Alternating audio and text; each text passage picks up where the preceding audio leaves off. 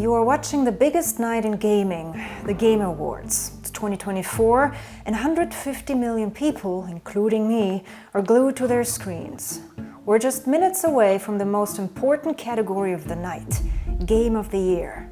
As always, the orchestra plays through the nominees, 6 in total. One of them, Black Myth Wukong, the fans' favorite. It sold millions of copies, had record players, swept several awards, the internet was buzzing, and even Elon weighed in. This was the moment of utmost certainty. Wukong was about to win the most honored award in gaming.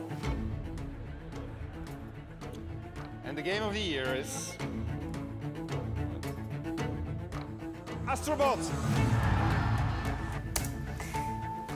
And just like that, I and millions of viewers were a little bit surprised, but also reminded of a quiet truth. We don't get to choose Game of the Year. Game journalists do. And to be precise, it's 90% journalists and 10% audience for almost all awards. Sure, there's the 100% fan-voted award, but the trophy that matters most is decided almost entirely by the press. A rather disproportionate weight for deciding the best game of the year, especially when it goes to a game that wasn't even a fan favorite. So, Astrobot, Black Myth, Elden Ring, regardless of game, the question I'm asking, is this a fair system?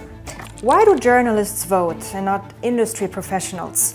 And why is it 90%? Why not make it 100? Well, stay with me, because by the end you might realize those 90% are not the problem, but the very reason you can trust this award show at all.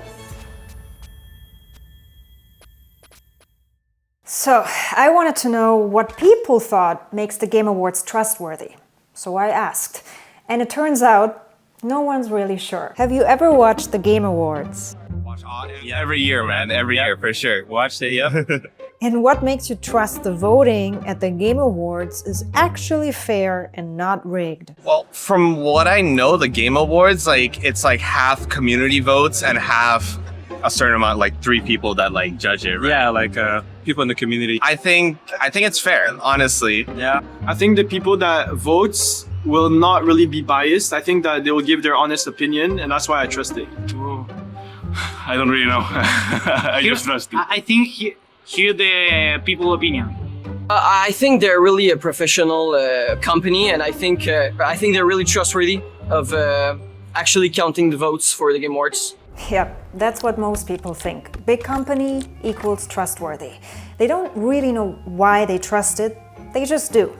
But trust has to be earned, and the Game Awards, or the Oscars of gaming, still haven't technically earned it, because they're missing that one thing that actually delivers trust, something every real award show has. And that something starts here with the first Oscars, which, by the way, did not have that something yet either 100 years ago, which is why it was such a mess. A 15-minute dinner party where Academy members lobbied, rigged, and hosted tea parties to sway votes. Winners were known weeks in advance, and the whole thing reeked of backroom deals. Until 1934, the year that changed everything. Bette Davis delivered one of cinema's best performances. Me? I disgust you! And got snubbed. Betty didn't even get a nomination, despite everyone thinking she would win. Word was, studio executives had rigged the vote against her. The press lost it, fans rioted, and the Academy panicked. And so for the first time ever, the Academy brought in that one thing that could stop all the rigging. Accountants. Yep, in 1935, the Oscars brought in Pricewaterhouse, an independent accounting firm, to ensure fair oversight. 2 auditors would count every vote independently, cross-check results, memorize the winners, and lock duplicate envelopes in briefcases. Only they knew the winners. It's nothing fancy, but that's how trust gets built in award shows. And before we get back to the Game Awards, I just want you to know, even that system sometimes makes mistakes. Remember La La Land winning Best Picture? Except La La Land was not the winner, because this was not the right envelope. For some reason, the accountant had handed over the wrong one. But it was also he who caught the mistake, of course, and fixed it live on stage. No, there's a mistake. Moonlight, you guys won Best Picture. Just saying, mistakes can happen anytime, but this is what fair oversight could look like also for the Game Awards. And if you're wondering what any of this has to do with the Game Awards, it's because gaming had that very system with the accountants too.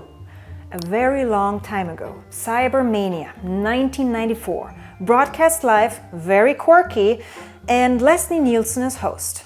Ladies and gentlemen, please welcome the stars of just about every major award show. And right there on stage with him, two accountants from PricewaterhouseCoopers, making sure everything stayed accountable and fair. And guess who was working backstage that night writing scripts for the hosts?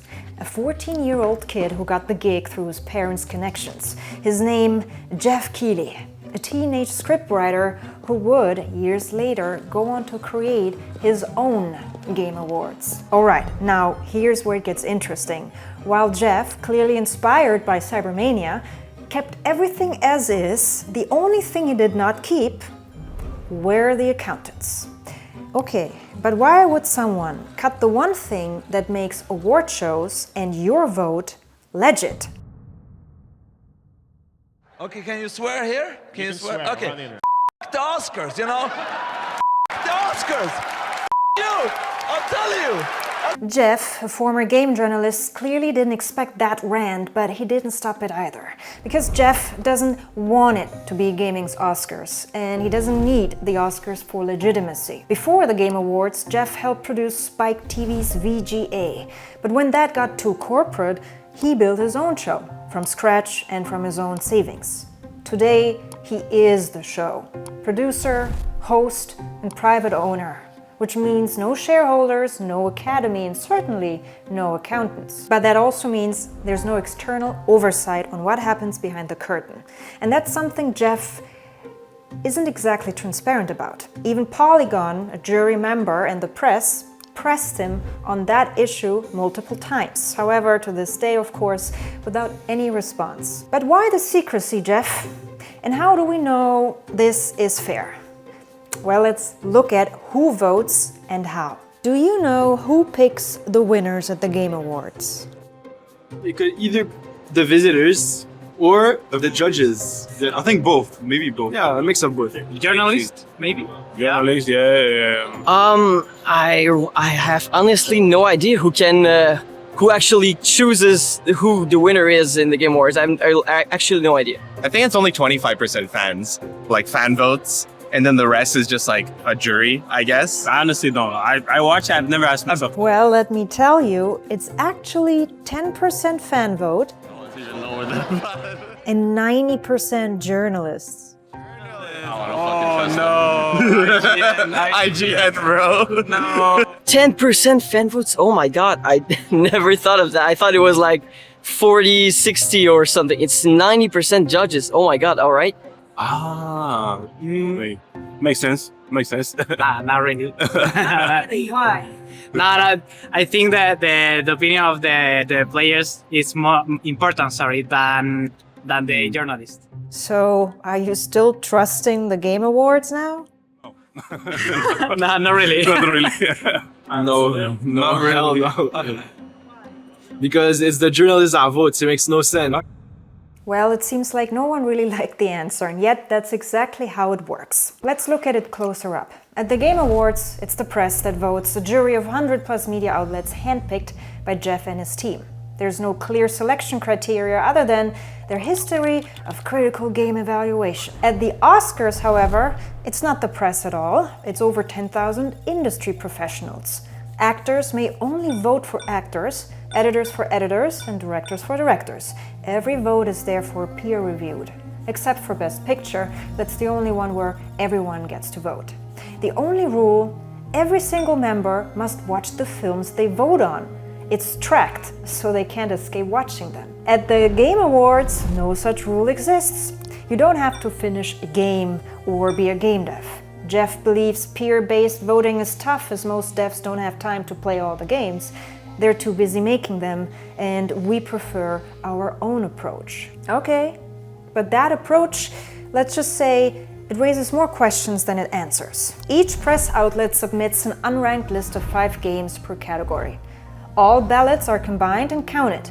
Who counts? Geoff won't say, but it's certainly not auditors or accountants with briefcases. Then for each category, let's say Best RPG, the 5 most mentioned games become the official nominees. Okay, now let's imagine these are tonight's Game of the Year nominees. Each outlet now casts one single vote. Let's say Expedition gets 43 and the rest less.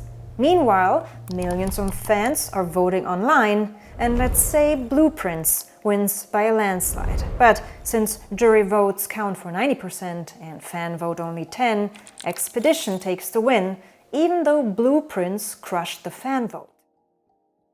That's the math. Simple, and it looks democratic if you trust the jury speaks for everyone. But how can it if they don't even have to finish the game? Some nominees drop just 10 days before the show, barely enough time to boot it up, let alone judge it. On top, some outlets have deals with the nominees, which is normal, who have deals with publishers, which is normal, who have deals with the media, which is normal. But then this seems all less like a vote and more like one big biased, sponsor-friendly cuddle puddle, which is why to many, none of the awards really matter, except Player's Voice, because that's the one we pick. Right. But then here's my question. If the fan vote barely counts, why include it at all? What is Geoff thinking? Well, Geoff isn't thinking. He is doing business. And in business, offering a 10% vote isn't democracy, it's marketing. Your vote isn't there to give you a voice, but to make you feel like you have one. So you watch the show and vote and share and come back next year. As Geoff himself put it, there is a sense of ownership gamers are having over the show. Keyword sense. Because when you vote, it suggests sense of ownership, which makes you more likely to watch the show. That's not a bug, it's viewer retention 101. And it works. Every year, viewership climbs, rivaling the Super Bowl. And it's also the reason this show exists to begin with. Not because Geoff had a big dream, but because someone had a bigger agenda. Geoff only pulled off the show after game executives begged him to do it, saying game makers are hungry to have their craft recognized. Okay, in other words, translation, publishers were hungry to have their products recognized, not just by you, but by investors. During Q4, before Christmas, and in front of millions of potential buyers. But that still doesn't explain why fan votes stay locked at 10%. Well, according to Geoff, more weight would lead to social engineering and a popularity contest. A fair concern, as we all know what happened when Mountain Dew asked fans to name a new flavor and the winner was Hitler, did nothing wrong. So I get his concern about it becoming a popularity contest, but then still, who should we trust? A hyped up crowd or a small circle of critics/journalists? Some fans say the Game Awards should be 100% fan voted, but should it? Let's ask some people and then look at some science. So who should pick the winners, especially the Game of the Year award? I think it should be 90% audience and 10% journalists. Yeah, that would make more sense. Reverse. Yeah, reverse the rules. Exactly. I think it would be 50-50. 50-50, Yeah. 60-40. I think honestly it should be more fair. Like I think would be more like a 70-30 or a 60-40. I think it should be more than half should be fans. Because I don't agree, because fans, there's gonna be bias, there's gonna be hype. The hype game is not always the best game though. Well, there's a reason why it's hype, right? Right, but it turns out that exact question has already been studied. And the results are surprising. There's this idea that if you ask enough people a question, the average answer gets you close to the truth. It's called the wisdom of crowds. And oftentimes it works, like when guessing jelly beans in a jar or rating how fun a game is. But here's the twist. That only works when people are making rational estimates about objective facts. The moment you introduce emotions, hype, or groupthink, this wisdom collapses, and you see a bunch of gacha games nominated just to make a point. So what if instead of chaos you bring in experts?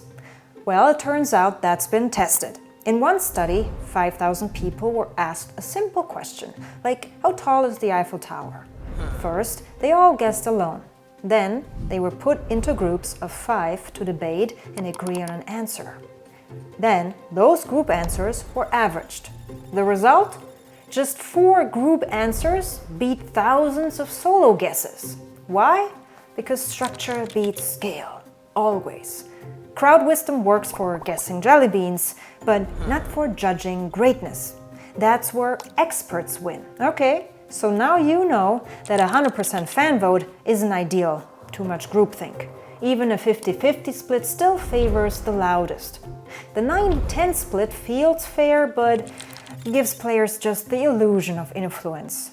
So the 100% expert model works best, but only if they're actually experts. And that's what the Game Awards skip. Actual expertise. It's following the small expert group model, but without the experts. After all, it's journalists voting, not game devs. Which means the winners often reflect media trends, not excellence. But that's the real debate, isn't it? When we ask who should vote, who should we trust, what we're really asking is who decides what excellence looks like. And that's not a democracy problem, that's an identity problem. So when people say the Game Awards are rigged, they're probably wrong. But if they say it's opaque, editorial, and built for engagement, they have a point. And that point is a loud one. The Game Awards isn't credible. The media shouldn't be voting. Game of the Year should be abolished. The backlash is loud and clear. Even Black Myth director chimed in, questioning what the criteria were for picking Game of the Year. Well, I'm not sure criteria is even the right question here. If you want to have something less questionable, you go to the GDC, the BAFTA, or the Golden Joystick Awards, all fairly prestigious and legitimate award shows. But the Game Awards were never really about the awards to begin with, despite the name. It was always a media show first, built for publishers, the press, and sponsors. It's a show that was born into an era of Twitch and YouTube where trailers matter more than trophies, and that's not a bug, it's a feature. Because publishers want predictability, sponsors want brand-safe winners, the press wants headlines that delight. Like Astrobot. Its win was safe, predictable, and deserved. It crushed reviews and received critical acclaim. Or as another award show host put it, I have to say Astrobot is the most fun and heartwarming piece of marketing for a multinational corporation I've ever played. And maybe that's the point. Maybe it's time we stop pretending this is about the best and start seeing for what it really is. A beautifully produced marketing machine. And that's fine, no problem. Just don't confuse it with an award show. It's an illusion. Which is why exactly we do not choose Game of the Year. A machine does. One where 90% vote so that the 10% can argue about it. Happy voting.